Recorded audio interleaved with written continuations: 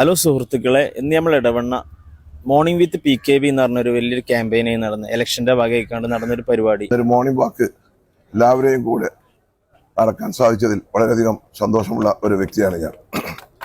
രാവിലെ 6:30 മണിക്ക് തന്നെ എല്ലാവരും എത്തി ഈ മോർണിംഗ് വാക്കിൽ എൻ്റെ കൂടെ പങ്കെടുത്തതിന് എല്ലാവരോടുള്ള നന്ദി രേഖപ്പെടുത്തുകയാണ്.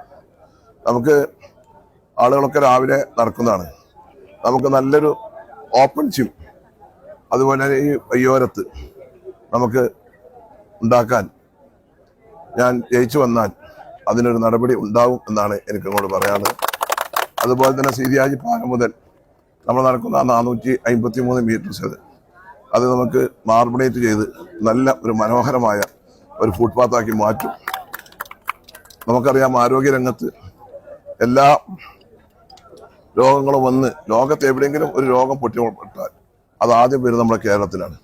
അപ്പോൾ ആരോഗ്യരംഗത്ത് നമ്മൾ കൂടുതൽ ശ്രദ്ധ പതിപ്പിക്കണം.